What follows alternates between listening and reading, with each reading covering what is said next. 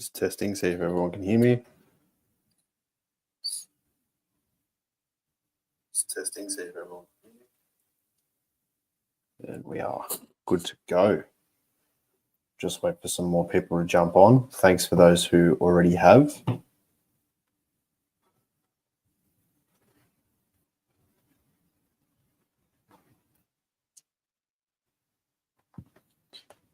Your usual suspects are on for a Thursday night. That's awesome.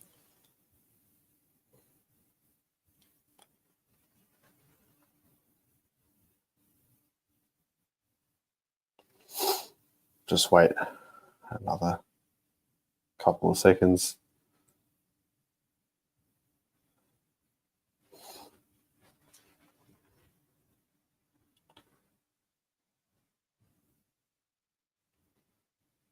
Make sure everyone's on. All right. Well, thank you all for joining. Welcome to another episode of the Black and White United show live on my YouTube channel. I'm your host, Andreas. Thank you so much to everyone for tuning in this evening. Just get the camera going good. That's awesome. Where do we start? I mean, first of all, let's just be happy that we got away with that win against Richmond with no injuries. We're going to dissect each quarter. I've got some notes and stuff like that, so we can talk about that. Not go into full depth because I did it in my video as well, but just sort of touch on some stuff. Collingwood's also got a new mini series coming out. The Grind, as you guys would have seen on YouTube and on the website and on their Facebook pages, they're pumping it. It's pretty awesome. They've already got footage in from last night, already into the previews and stuff. So obviously this just shows that it's in real time. It's as everything's happening, which is pretty awesome. I also wanted to touch on something not just for Collingwood, but it affects all of us too. The Herald Sun posted the stuff about the pricing and stuff like that for the food and the drinks and stuff like that, which I think is ridiculous. So I'll touch on that. And also just to finish off, like what's everyone going to do pre-game now that the season's starting, and also the announcement that RCCS made in regards to pre-game and stuff like that too, which I'll touch on. But as I said, welcome to everybody for tuning in.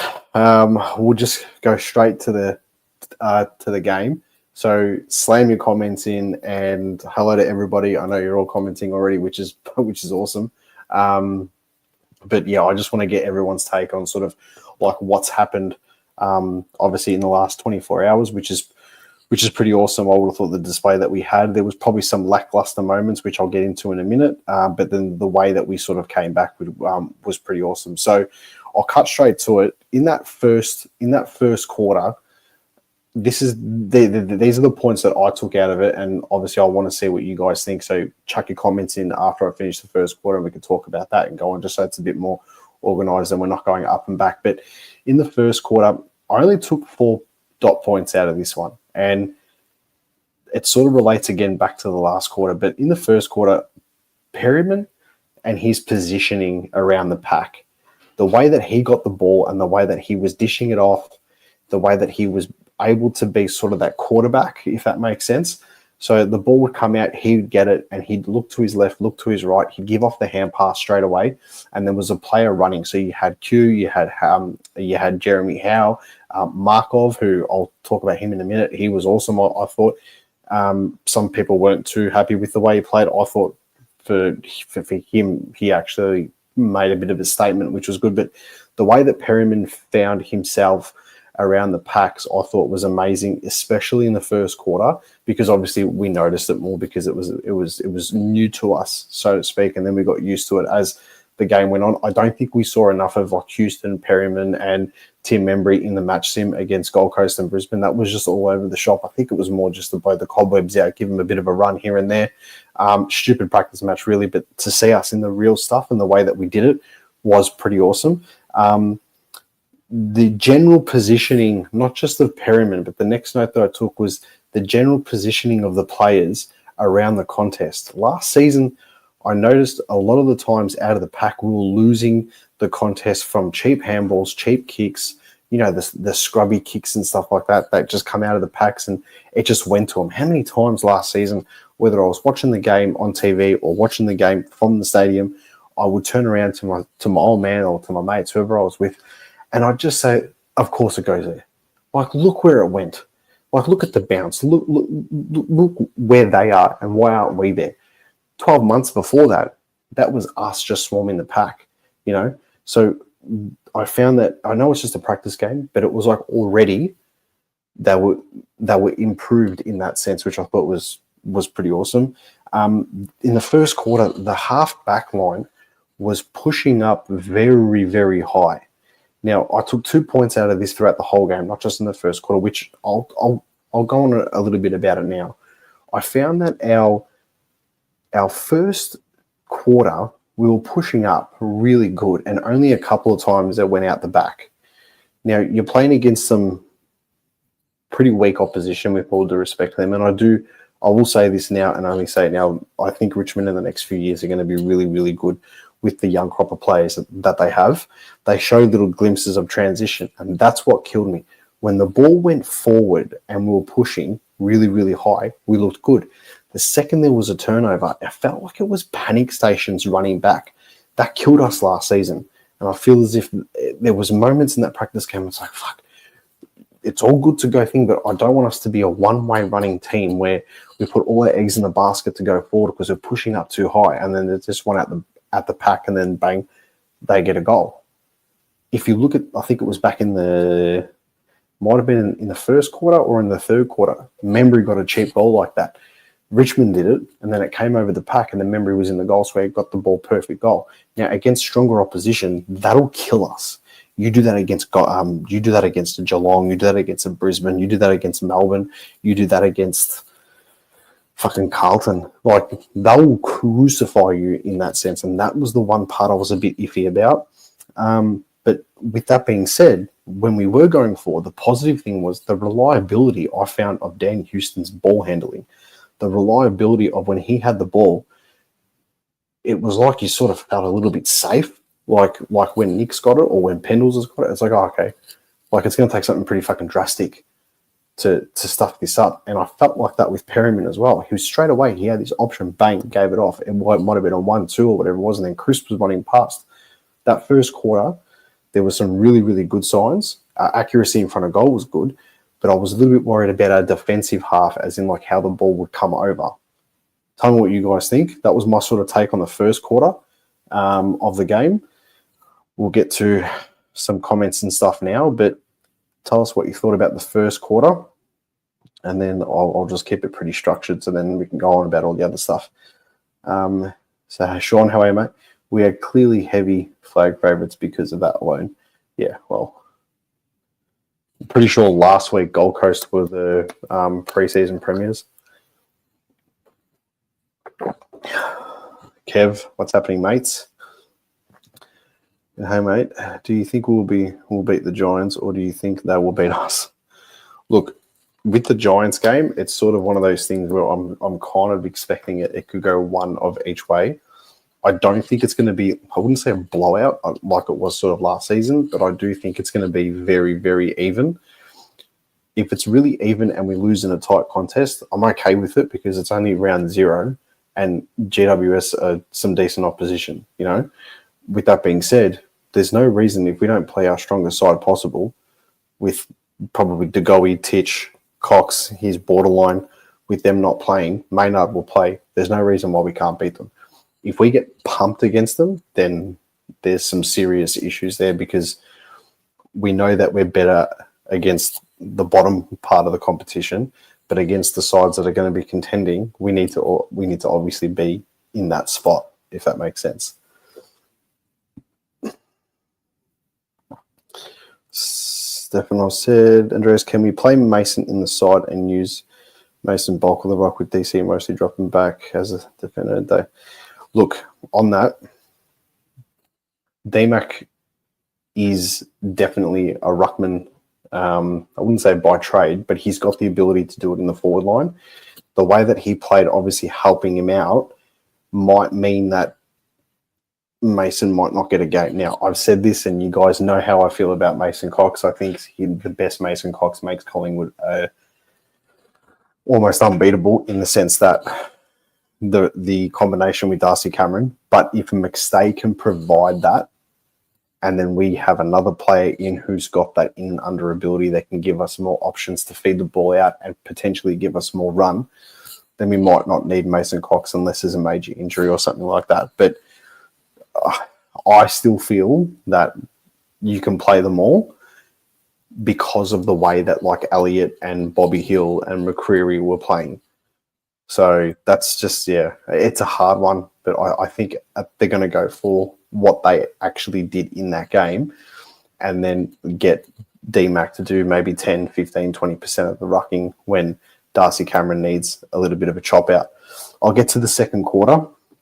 So the second quarter, I took more notes, but I'm not going to obviously go into each and every one of them because a lot of them are a little bit repetitive. But there's one part which I'll talk about in a minute where they actually said it on the radio today, and I was so happy they said it on the radio today because it was after I posted it in my video. And if you haven't already watched my video, I'll go back over what I said.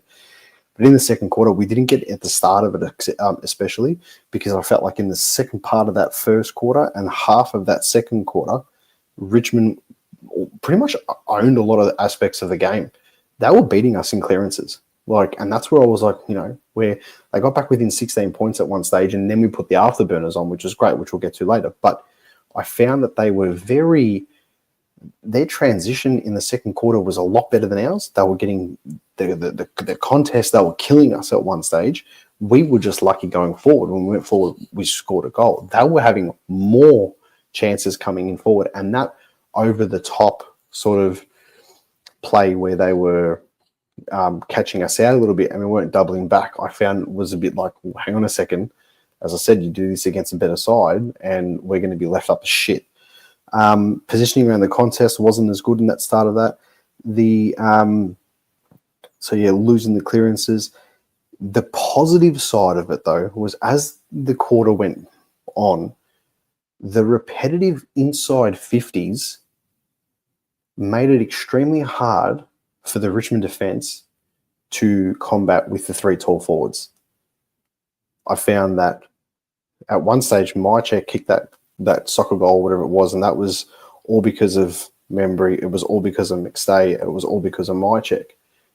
Elliott, Bobby Hill, McCreary, Schultz had no play in that, and it was just the tall forwards doing it. So I feel like there's a bit of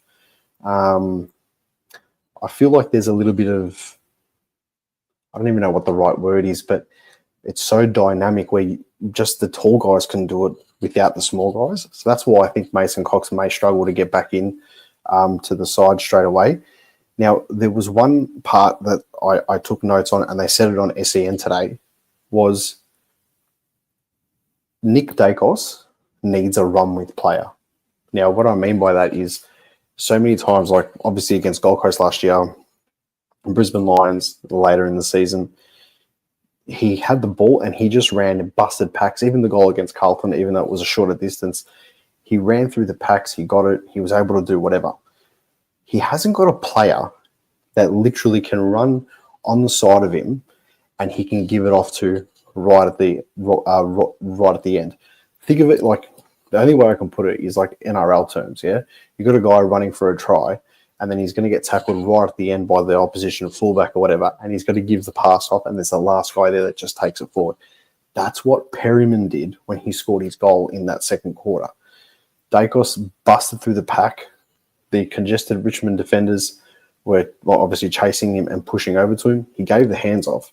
And Perryman, if you notice, it was pretty much there like the whole time, or especially towards the end. He needs that run-with player. If Dacos can have that, which he did, especially in that second quarter, then he doesn't have to do it all on his own.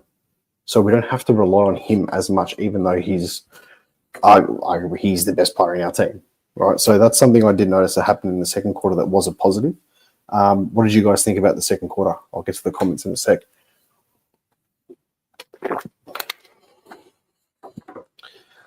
Here we go. Chris, how good was Lipinski? Did you see Ed Allen getting into the team? I'm going to talk about Ed Allen towards the end, so I will get back to that because I've actually got a note about him he's my last one for the last quarter. Lipinski was awesome. They were saying that was his best game in Collingwood colours. I thought it was close too. He was. I feel like him and Ed Allen are a very similar player when they're playing on the outside. But yeah. Sean, I thought Tigers were far worse than we were good. It also doesn't give natural numbers. Tigers' back wasn't great, and we knew that, so we weren't pressured in front of goal, hence the straight kicking. I agree with that, 95%, but also Darcy Cameron was popping goals from 45 out and stuff like that, which he'd be more accurate 25 out directly in front. But the good part about that was we were able to get that delivery into that forward line in that second quarter when the pressure was on, which I found, especially at some parts during the game, like Schultz and Jamie Elliott, when they had the ball on the half-forward flank and they were kicking, they over-kicked it or they kicked it too short. And that's one part of our game that we need to get 100% going forward, is that last final kick, because you can't always rely on the halfbacks with Josh Dacos and Houston and Quaino getting the ball and running it through the middle and kicking it over deep into the forward line. There's going to be parts where the wingmen and the midfielders or the half forwards come up, get the ball, and they've got to do the pinpoint pass to McStay, to Membry, to Myercheck, to Hill, or whoever's there. That's something that we've lacked for a long time, is that final pass into the forward 50, right into the hotspot. And obviously with the other guys playing like tall forwards, like Jamie Elliott playing as a tall forward, we never really took those big clunk marks. We haven't had that since Travis Cloak, and half the time he dropped sitters, or he shanked it directly in front. So, but yes, the pressure wasn't 100% because it was obviously Richmond, but it was good to see that during the game we got our flow going quite well. And in the day, it's still AFL opposition. You can only beat who's in front of you, and even though it was a practice game. Kev said Josh Dacos will play well next week across the halfback. His ability to hit targets, so he's pacing to hit targets as well. I think the Giants will struggle to stop our attack with Green out. Yes, I'm going to say yes. I actually gave, in my video, I said as well at the end, I gave Josh Dacos our best on ground by far. Like, I know Nick played 3 quarters, got 30-something disposals or 28 disposals or whatever it was, but I thought Josh's impact was much better. Or I wouldn't say better. I think it was more important, if that makes sense. I think my missus turned the air conditioner off. That's why I have my jumper on. Do you think McStay will be back up ruckman for most of the year for Collingwood after that game? Yeah, I do think so. Cox's injury is not helping his finger. If his finger was right, maybe it would be a bit different because we would have seen him play. But just on that side note, our VFL team today is 77 points they won by. This has to be the year that our VFL team pushes for a premiership. This has to be the year. There is so much competition for spots in our actual main side that we have to be able to deliver in the twos. And the twos, whether they win the flag or not, that's not the point. I mean, it'd be great, don't get me wrong. But we need, because we haven't won a reserves flag since 2003, and that was with Williamstown. We need to be able to get these guys to play to a point where it is towards the end of the season, of the AFL season, and these guys, TJ, Jacob Ryan, even a Mason Cox and Ash Johnson, Harry DeMattia, these guys need to play until the end of the season as far as possible, because if there's a clink in our chain, if there is something that is off, we need to be able to fill it with a player that's playing the perfect role and put him straight in there, and it's no issue for us whatsoever. Obviously, you don't want that to happen, but you've got to have those guys playing top football. And if Cox can play in the twos the majority of the season, and then something happens and then you bring him straight in structurally or whatever, or even a different player goes out and you think, the opposition we're playing is very tall, right? Carlton, for example, you might want to bring him in because you've got Pitner, you've got De Koning, you've got Kerno, you've got Mackay. You want to be able to match it and beat him in the air regardless.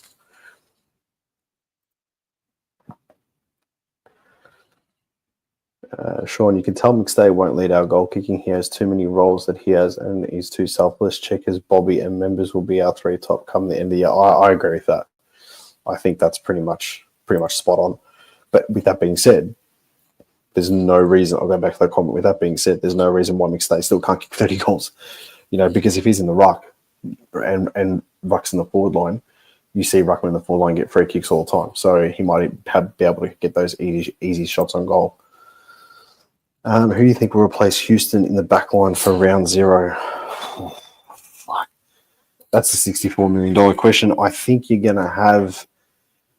have Josh Dacos, halfback flank, Reef, centre halfback, and probably a Jeremy Howe on the other halfback flank. And then in the back pocket, you'll have Maynard, Moore, and Quainer. I think that's probably how it will go. Excuse the pun. All right. It's clear we are looking at Allen or Parker as they play them as if they were the sub. Allen needs his opportunity and some patience with him. The kid will be elite. I think I'm going to get to Ed Allen towards the end, but I think he's pretty much almost a lock for the first game. I don't think Parker's going to be in straight away, but we'll see. Stepanos pressing up does leave you more susceptible to turnovers in the middle as both teams have equal numbers. Linking up is crucial. Perryman helped in that area. He did. I'm just worried against teams with quick transitions like Carlton and Geelong and Sydney. Those teams can punish us if we don't get that transition on straight away. Is there a chance DeGoey and Maynard play against GWS? Maynard 100%. DeGoey, I don't think so, which is going to stuff up the whole round 0-23 side, which, to be honest, I've sort of given up on picking now because you've got all these, he may or may not play. I mean, we're not going to have DeGoey or Houston, I don't think, for GWS, and that's a bit worrying, but we'll see. I just want them to be back pretty much by round 1 against Port. If we can have our full-strength side back for round 1 against Port Adelaide at the G, if we win against GWS, it's a bonus. I don't want to get smashed, but that round 1 game against Port Adelaide is so important. So I got this one. Most AFL clubs have a good VFL squad too that competes for a flag, but definitely makes finals. Richmond is the perfect example of that. Richmond in their era was the perfect. I even think Hawthorn with Box Hill were up there as well. I could be wrong. So, and that's a credit also to the standalone VFL teams too that do it. I will do this one and then I'll go straight into the third quarter, which I don't really have. I've got 3 points for the third quarter. So Markov makes that decision for Houston more difficult. Was kind of hoping Ryan had that spot. Another kid we've got to develop in the senior soon.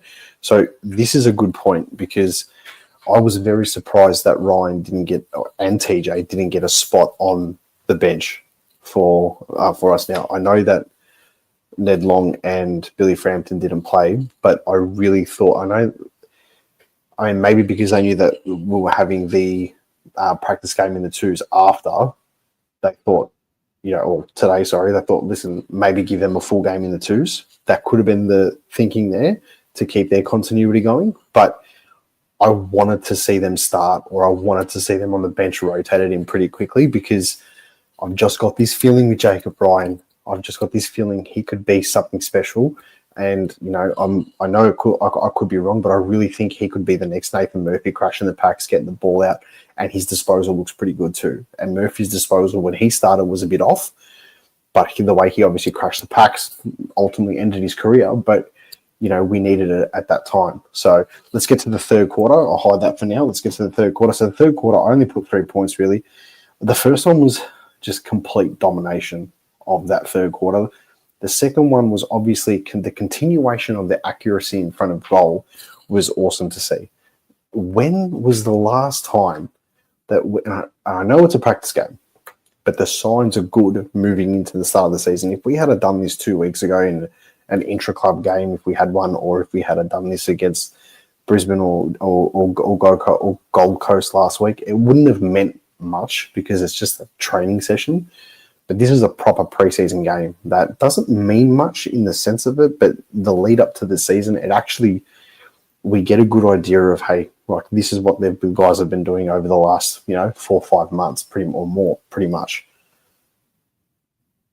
If we haven't seen the accuracy like that, I don't think, really, I can't even remember when, to be honest.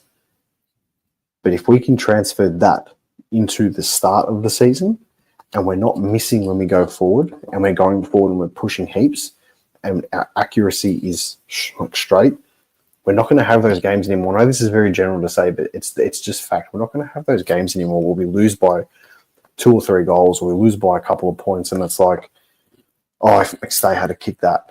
Oh, if Jamie had to kick that. Like against Essendon last year for Anzac Day. If Mychek had to kick that. If Jamie Elliott had taken that mark and then scored and this, that, and all this stuff happened. That's what you don't want.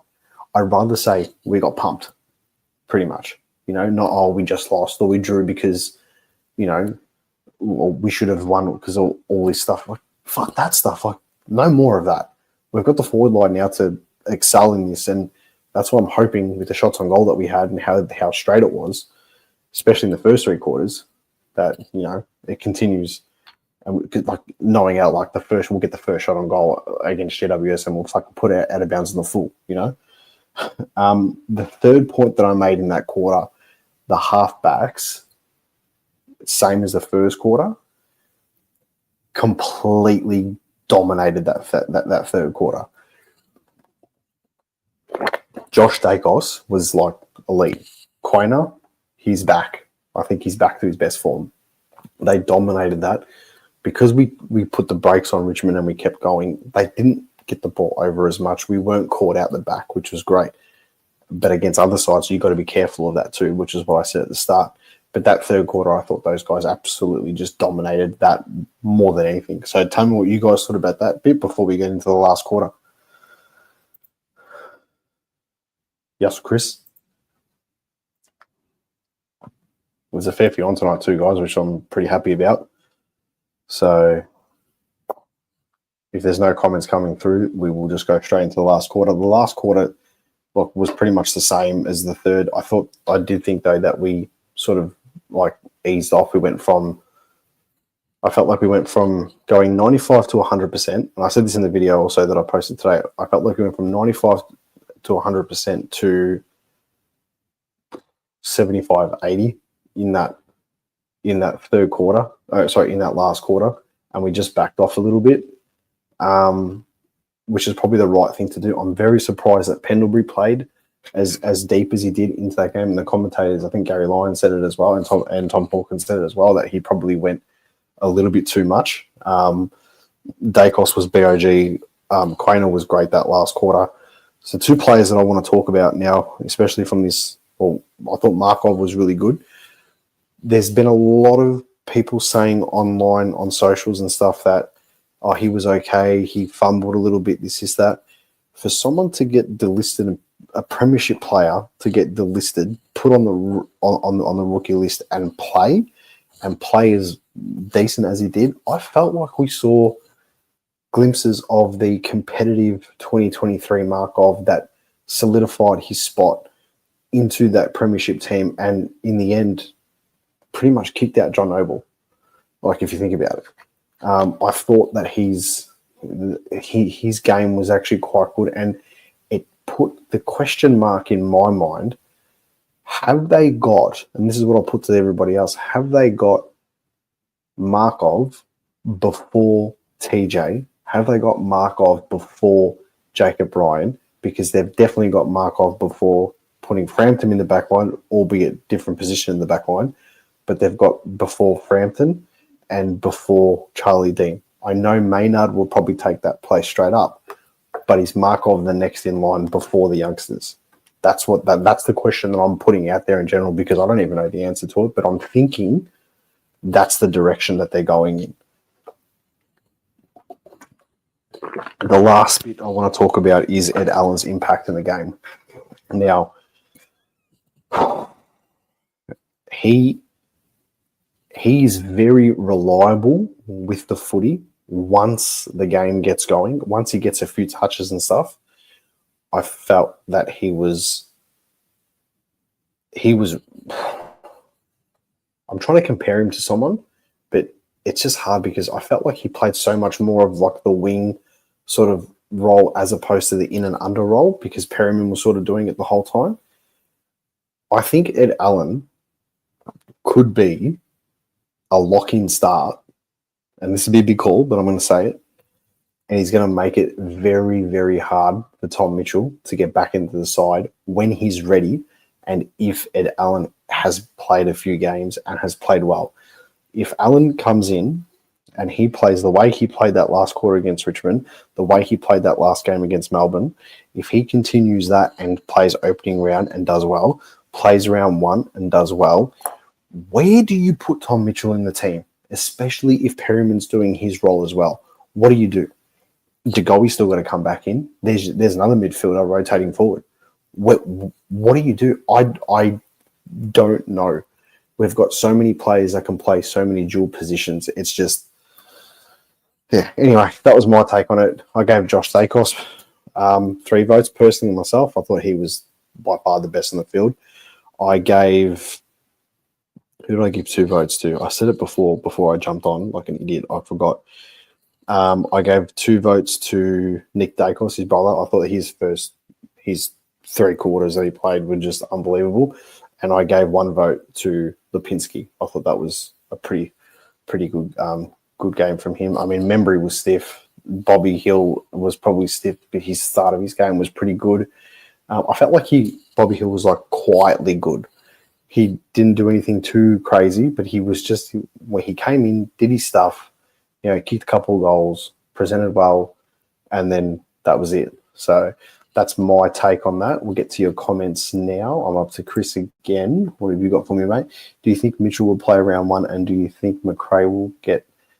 And do you think we'll get traded? So Finn Macrae is gone at the end of the season. I think Macrae, Ash Johnson, and one of Ned Long or Sullivan will get delisted, as well as retirements, depending on how the season goes. We're going to have a big squad change next season. Do I think Mitchell will play round one? Opening round, no. Round 1, round 2, depending on how he is. I think the target for Mitchell would be to get back by Anzac Day and have a run in the 2s. Sean, you're on fire tonight. I love it. This might be a hot take, but I thought Howe had a worse game than Reef. Howe has no excuses and should be standing up. Reef is finding his feet, and we need to be more patient on him. He'll come good. I think that's fair. I didn't see Jeremy Howe that much throughout the game. He had a couple of plays where he impacted pretty good, did some good tackles, did some good spoils. He took that, I wouldn't say hanger, but you can tell he's getting old. He hasn't got the same spring in his step. He came into it as the game went on. Reef, I thought, was good. He contested well. And he didn't need to get 10, 15 disposals. Just play your role. And I think Howe's probably the person that needs to get those sort of numbers up. He's that type of player, I suppose. When is Cox coming back? Well, in the interview that he did, it was at halftime or something like that, he was saying that, it was like a 4-week injury, and he did it last week. He did it last week at training, so you'd say that till now is 1. So then GWS thing, Port Adelaide, Bulldogs, he might not be ready till like round 3, which is our 4th game. But that's a bye, I believe. That's a bye. Then we're back the week after, which I think is gather round against Sydney and Adelaide. So I would expect Cox to be back around gather round time, which is when I expect Mitchell to be back. So if we've got a full list then, and you're about to inject those 2 players into the side, that's roughly when selection is going to be a massive headache, barring any injuries and stuff and suspensions. Speaking of which, side bottom. Anybody know what's going on with that bump that he did? Because I don't know. I've seen some videos saying, should he be worried? And I was going to mention it tonight on the live because I have no idea. Frampton was in a similar boat. He lost his form when he was moved out of the back line. As long as back Reef will work out. I think so. I think Reef will find his spot. But I still want to keep Frampton. I don't want to lose Frampton because you still need that experience. Apparently in the 2s today, he was very fumbly again. So we'll have to see what happens there. Perryman can play many roles, so he can still do the same, but we'll start in different. Here we go. Mitchell is that inside mid, but Perryman is Swiss Army knife, so can play anywhere. But if the side's jam-packed, do you want to move someone out of that position that they've sort of mastered, but then you got Tom Mitchell, and if he's fully fit, I suppose you do in that sense. But then does someone like a Hoskin Elliott get a game? Because he came into it more as the game went on as well. So I still think he's a super sub, Hoskin Elliott. Like, imagine injecting him, at the start of the third quarter or halfway through the third quarter in a tight contest, and we need more run. Can you imagine that? Stop it. You play Ed Allen first up and keep Mitchell for back the end of the season for his crash and opposition. Yes, but I agree with that. But Tom Mitchell's also so it's time sensitive with him because of his age and where he's at in his career and the way his body is. It's like if he's good to go, you sort of need to put him in that sense to get the best out of him. If you wait, he might fucking break a toenail in the twos or something like that, you know what I mean? And then all of a sudden he's out for 6 weeks. And it's like, well, it's unfortunate. We got him, we won a flag with him. He was crucial for the flag, but we haven't seen him. We've only seen him for 6 games after the premiership, It's not enough. Early on, Howe was missing targets and couldn't catch a goal. Thankfully, both of them stood up on the back up. Hi, Nicholas.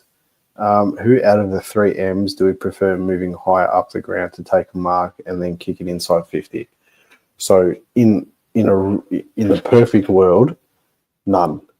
And the reason being, and I was having this discussion with one of my mates today, in a perfect world, you don't want them to play too high up the ground. I would rather them be leading up. So I would have my check sitting at full forward.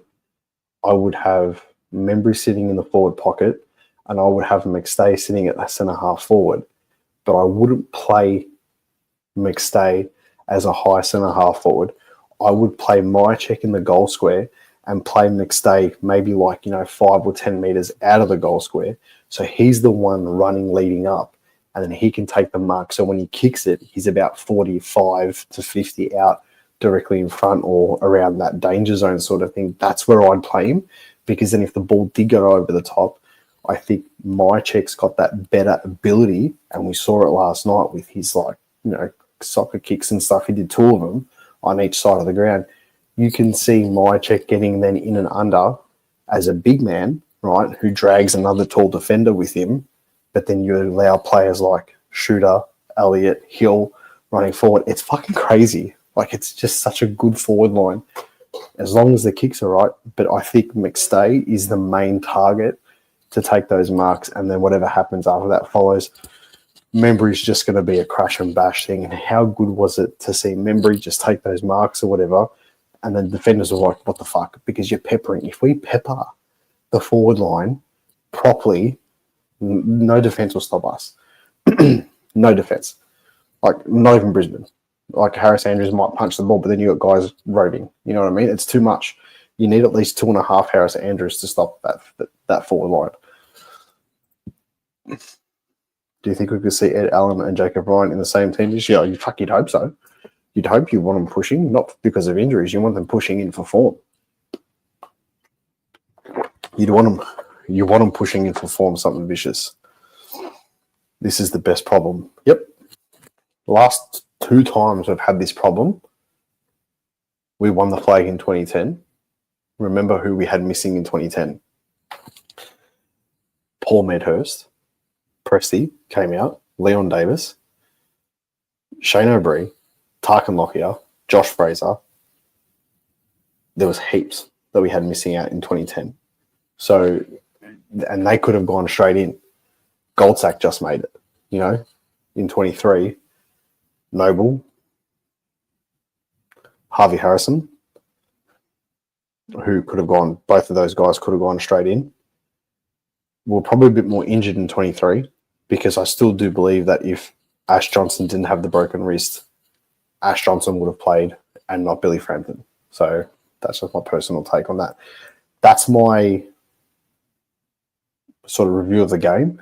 If anyone else has got anything else to add, please do, because we're going to get to my next point. That was fun to talk about. We ended up smashing. It's always good winning a game in football, even if it's not for premiership points. The fact that we were still able to perform the way we did and sort of shut people up, if that makes sense. Collingwood's list is aging and all this stuff, and just on that too, before I move on, did anyone catch what Jared Waitley said today? Like what Jared Waitley said about Collingwood? I think I took a screenshot of it, or it's on my Insta. Let me just have a quick look here because I've got to repeat this. This is awesome.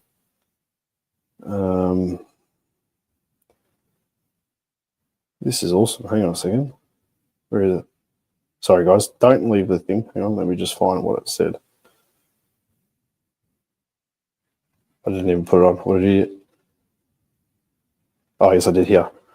So he said, he goes, I'm not going to, should I try and do his voice? You guys want me to try to do his voice? It's funny how a narrative is imposed on a team. Prevailing wisdom has decided Collingwood is old. They don't look old to me. They look refreshed and slick. I'm trying to do Jared Waitley's voice. I don't know why. This is Footy from All Angles. I'm your host, Jared Waitley. This is Mark Robinson. Robbo, how you going? Yeah, good, Jared. Yeah, I think that's spot on. I mean, yeah, we're an older list, but geez, how slick did we look when it was on? And I'm really hoping that what he said there is like actual fact. So we'll get to the next comment here before we move to these kids got to put in some of the senior players into retirement through form.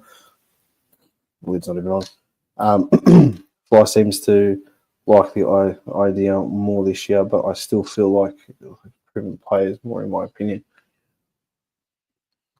If we're able to put, so for example, if Ed Allen's able to put Sidebottom out of the team, if Jacob Ryan is able to put Howe out of the team, or TJ, if they're able to put Howe out of the team, if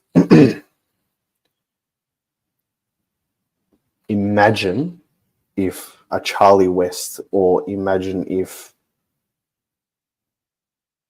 an Ash Johnson got a shot, or an Oleg Markov got a shot to put pressure on these guys, that's what you want. I want to see that. I want to see Harry DiMatteo. I want to see Harry DiMatteo push so hard in the midfield. You got players like a De Goey, players like a Jack Crisp. Not that they're going to lose their spot, but it just makes you think how it would work if we put him in. Do we have to wait for an injury or a suspension to put him in? You know, for him to get his opportunity. That's obviously if they're playing good football. If you do, and I challenge anybody to do this, if you put a list of like the best youngsters that don't get a gig in our side, you could fill up a whole team, and I guarantee you that team would have beaten Richmond's seniors that played at Princes Park. What a shit place to fucking have that game too, seriously. And no, you know what? It wasn't on my agenda. That wasn't on my fucking run sheet I got here, but I will say this. If you're going to play a game, a charity shield game, the Pineapple Cup, whatever you want to call it, and you want to make it a yearly thing, and that's our season opener, that's the game that, you know, becomes something, play it at Punt Road. Play it at Victoria Park. Play it. I know you can't do a night game.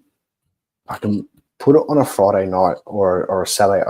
Like I do night game. Put it on a Saturday afternoon and play it at Punt Road or Victoria Park. You know, have the gates. Do whatever you need to do. Charge people $5-10 to get in. Big deal. You can probably do it better at Punt Road because it's actually secured off. But what's a bit of temporary fencing? I can tell you now, they probably need about 400 meters of temporary fencing. It's going to cost you about $7.50 a meter. You know, so it's not hard. I don't see why you play it. I know it's a nice ground. This is that. It's aesthetically pleasing or whatever it is, but Collingwood and Richmond are very similar. Why we have to go to that shit ground and play footy and, you know, slap 20 goals on, right? And then you see that stupid fucking logo. I shouldn't swear, I'm sorry.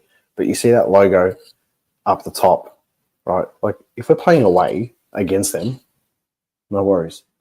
But surely, bring the fans into it, because if you had, there was 7,000 people there. right? But if you had the game at Punt Road or Victoria Park, where the public transport is 10 times easier to get to, you're not catching a tram down Brunswick Street like you were when you went to the old Bridie O'Reilly's when you were a teenager, you know, when you used to be able to smoke in pubs and they had the band playing, whatever it is, and your feet would get sticky on the dance floor. That's the only time I went down that way. You know what I mean? Play it at the ground because you'll get more people there. You'll actually get, like, I dare say it, you'll get 10 to 15,000 people for a practice game. You'll get 10 to 15,000 people at a practice game if you did a Vic Park or Punt Road. And no matter which ground it was at, I would 110% bust my ass to get there regardless of what I had on. Here we go. What's the next one? Even with Pendles, he didn't look fast, but he got passed through. But yeah, Pendles is fine. Pendles is Pendles. He starts. I think Pendles is going to play more of a half-back, half-forward rotating role in the middle, which would be nice to see. And I think he goes on another season. I think Pendles, provided everything happens in this one, I think he's fine to go another season. Kane Cord said that we have barely any draft, which is true, but we get great trades. The mindset draft and the rookie draft. The draft is such a gamble. Look what happened to Jagger Smith, sadly gone. Look, I said this in my last live. I actually agree with a lot of stuff Kane Corn says. But then when he turns on Collingwood, it's like I put my Nuffy hat on and I'm like ready to kill. I don't think he understands our list properly.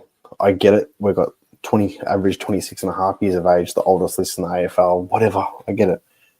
But we are complemented all around the ground for it to work. Is it going to be bad for us in a few years' time? We might not win a flag after this 2-year window period. I still think we've got left. We might not win a flag for 15 years, right?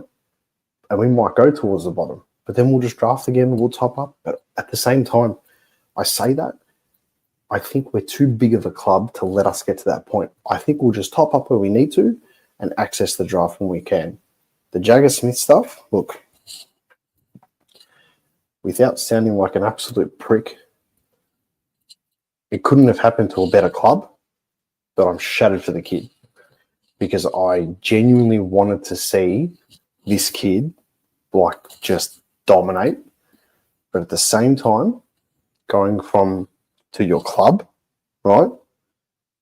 And I know there might be Carlton people watching this on the side that are losing their mind at the moment, but this is a Collingwood point of view and it's a Collingwood channel, so piss off.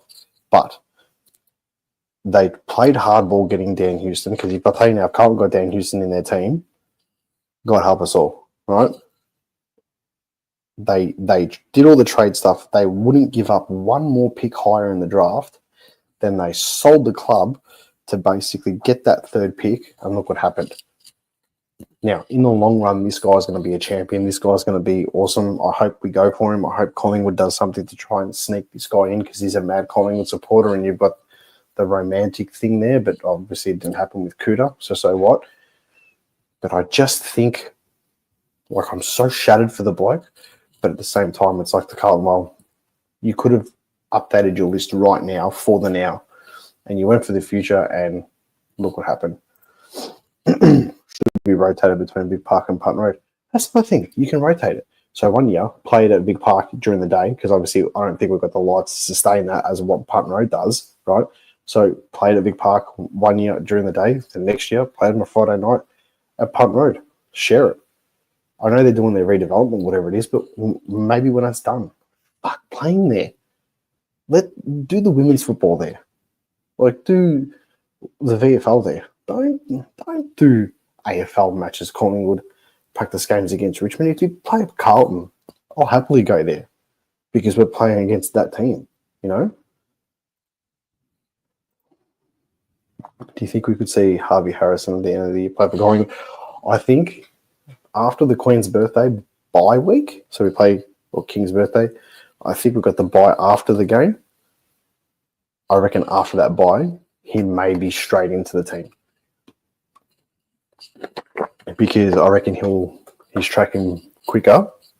He will probably be able to sneak a VFL game in beforehand. Then you got that extra week off. He's training full contact training. you can play him as a sub. He's good enough to try and break into the team. I pick Harvey Harrison before Will Parker every day of the week, put it that way.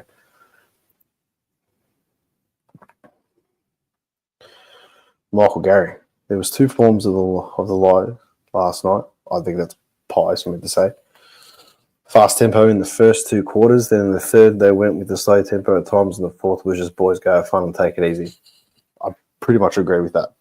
I pretty much agree with all that. Sorry. People messaging me non-stop. What have we got here? Pendles turns into the Haston or Collingwood. I'd actually like to be that fair.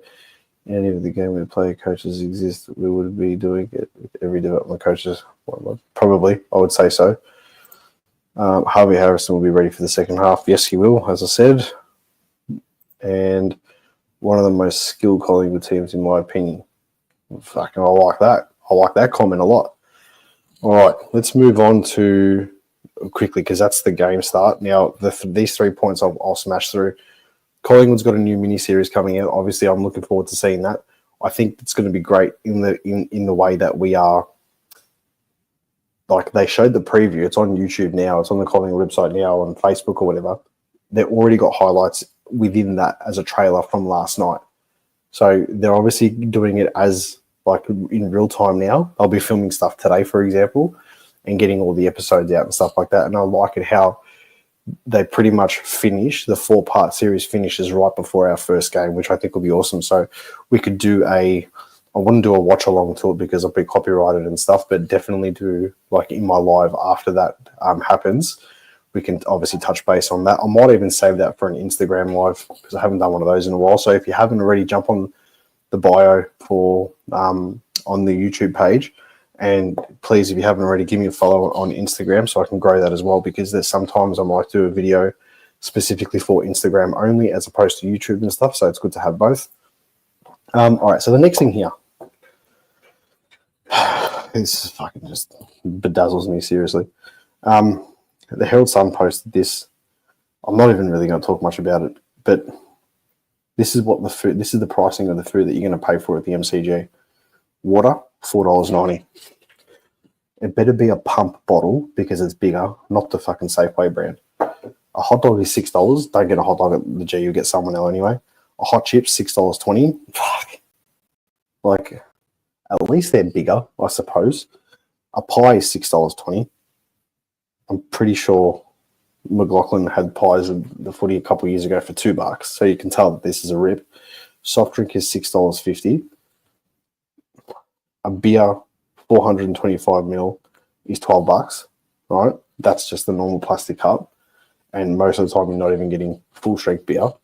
And fish and chips, which is that stupid little thing of chips with the 2 fish things on there, is how much is that going to be? $15.50. So if you get hot chips and fish and a beer, you're paying $27.50. What are you doing? So on that, don't get your shit from the G. Go to Pink Lemonade, which is my next point. So George and his mate from the admins for the RCCS social page on Instagram, the Realistic Confident Collingwood supporters. I'm a big follower of them, as I am with all Collingwood content creators and stuff. I've pumped it on my Instagram. They have got a deal going now with Pink Lemonade in Richmond on Swan Street, I believe. Go there before the game. You can get a pint for $12, not a plastic piss cup. You're going to get a proper pint for $12. You can get something to eat. There's other bars and stuff around too, but use that as a central point. I'm going to be going there for this for most of the games when I can, obviously with work and stuff like that, but I'm going to go try and go there a fair few times. If we do happen to go deep into September, that'll be the place to go to, open bar and stuff like that. Get down there, have a beer with the boys. If you see me, please come say hi. If you see anyone that you know, just get together. It's going to be a real good season this year, and I really think that we are going to be able to. I really think that this season, leading up now and seeing the way the boys played, and even though it's just a practice game, just seeing how sleek they were, there's still areas to work on, But I think the teams towards the bottom, we're finally going to have a season where we punish them. I think that's going to be the big thing. We're going to punish some sides this year. You're not going to have that bullshit stuff against North Melbourne. You know, I want to beat Hawthorn. I'm sick of Hawthorn being that bogey team. I was born in 1989, and I reckon on two hands I can count how many times I've beaten Hawthorn. It makes me sick. So, yeah, that's just my bit of rant there. But get to Pink Lemonade. Can't wait to hear the Magpie Roars. Houston does a rocker from outside 50, and it's going to be against Port. I can see it. I can see it. McCreary or Elliott taking a mark on an angle, bang, give it to Houston, 55 out, 50 out, bang, goal, bang. I'm going to see how he celebrates too. Keep an eye on that too. How do you think we'll go against GWS on Sunday? In all honesty, I think we'll win. I genuinely think that we'll win against them. I think with Riccardi out suspended for him, and also with Tom Green not playing, that leaves a bit of a hole there for him in that mid pushing up forward. What I'm scared of against them, and I'll use that word, their forward line against our back line is going to be our biggest challenge, because our forward line will smash their back line. Our mids, I think, will pretty much should have the upper hand on them throughout the longevity of the game. It's just our back line against their forward line. I think that out of all the forward lines in the competition, I know ours is up there, but I think, I reckon theirs might just be this season a little bit more damaging. I mean, Hogan's a freak. Fucking Jesse Hogan, every time he plays against us, he turns into fucking Wayne Carey. Seriously, it's ridiculous. You're paying for convenience. That's why it's overpriced junk food. Just don't do it. Like, it's just shit. GW have a fair few outs. We should win it. Do me a favor. After this live, Sean, can you comment like on the comment section? And can you put a list of the GWS players who are out that would start? Because I know they've got a couple of other outs, but they're not sort of in their starting 23. Their defense is their weakness. That's why we just got to pepper them. But they're going to be, I think you're going to see with the GWS game a mirror image of the forward lines. Whatever happens in our forward line is going to happen in their forward line. Hopefully our backs can handle it a bit better. But I think we'll be quicker than our backs will be quicker than their forwards. But I think in the air, their forwards will beat us. So that's where I'm a little bit worried. I'm very realistic about this stuff. I'm a huge Collingwood Nuffy, but I'm very realistic about the our team in general. So I'm going to finish up this live soon, but just want to say I've hit 600 subscribers on my YouTube channel, which is pretty awesome. There was a really big take from like 0 to 400. That went pretty quick.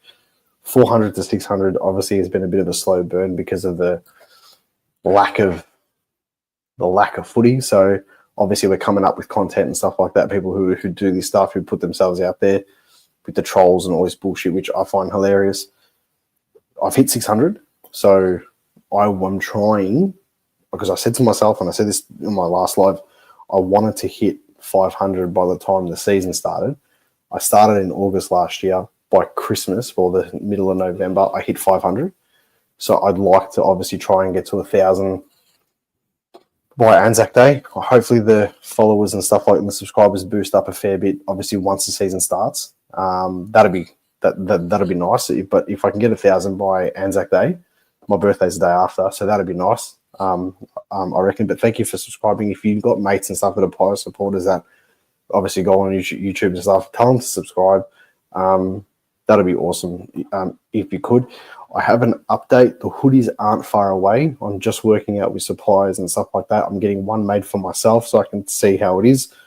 I'm still just waiting to see like pricing and stuff like that, because I don't want them to be expensive. I want them to be as fucking cheap as possible, but still have some sort of good quality material, not bullshit material. Otherwise, there's no point doing it. So I'm trying to get the best possible price out there. They're not going to be super heavy ones. They're not going to be all that lightweight, fucking, well, I can't use the nationality because it'll be seen as racist, but the bullshit, fake shit material, I don't want to do that. I want to have something which is half decent. Next week, I'm going to finish this up on next week. I don't know if I'm going to be doing a live on Thursday because the season starts on Thursday. I'm pretty sure Brisbane are playing Geelong. So I don't want to do a live when there's the first game of the season's on. But I do have a big season preview planned. So I'm thinking, don't quote me on this, I might do it on Tuesday. I'm just going to work out what's best for, like, obviously for me to sit here and do an hour to an hour and a half of a live sort of thing. And be able to give us a full season preview because I want to have a couple of guests in on it as well, or one guest, and just talk and go through things and get everybody on. So I don't want it to clash with other people. So that's the sort of stuff that I'm thinking. I want it to be something where I'm able to sit down, do it, you know, the kids are in bed sort of thing, you know what I mean? So I can just sort of focus on it. I just don't want to do it on the Thursday because I know Collingwood's not playing, but everybody's going to be watching the footy at the same time. So I don't want to sort of interrupt that. And to be honest, I would love to be talking to everyone, but I also want to watch the first game of the season because I hope both teams absolutely kill each other and someone goes down pretty big. So there's that. So yeah, that's pretty much it. I'll go through some comments now because I do need to heading off. Thank you everyone for saying congrats on the 600. That's been it's actually been quite easy to get there, but I think it's just because when you talk about stuff that you absolutely love, like it's sort of comes out of Josh Takers, the halfback will be a masterstroke from Paul McRae this year. I think that is 100%. He's locked in position, and I reckon, I know it's going to sound a bit presumptuous, but if he plays the way he played against Richmond, he is a smoky for the Brownlow. You heard it here first. I know Nick gets all the thing, but he's a day cost too. And if we win games, he's going to take votes. He'll take votes before Sidey does. He'll take votes before Pendles does. He'll take votes before DeGoey does because he hardly ever plays. It'd be Nick and Josh. They'll be going for it. That's just my personal opinion. I wouldn't mind if Sidey could take someone like Whitfield. He's always seemed to kill us every time we play them. All their big guys do. Congratulations on the 600. Great show. You're a cool guy and a true Collingwood fan. Thanks. I'd hope so. I'm an imposter. Great work as always. Flag Price, congratulations on 600. Brownlow is the midfielder's votes. It is, but he pushes up quite high at the same time. Anyway, everyone, thank you so much for joining in this live. I've really enjoyed it. I will announce pretty much in the next couple of days when my next live will be. I'm thinking it'll be either Tuesday or Wednesday, the 8:30 mark. That's what I'm going to try and aim for, but it'll be all over my Instagram. So if you haven't already, most of my announcements and stuff like that I do on my Instagram stories. So get to my YouTube page, get on the bio and click my Instagram thing. If you haven't already, make sure you follow it and we can go from there, and I'll be able to announce all the stuff with the hoodies and everything. But the season preview next week is going to be big. The next few days we'll have that sorted out. But for now, call it as you see it. Tell me what you think. And as always, go the Pies.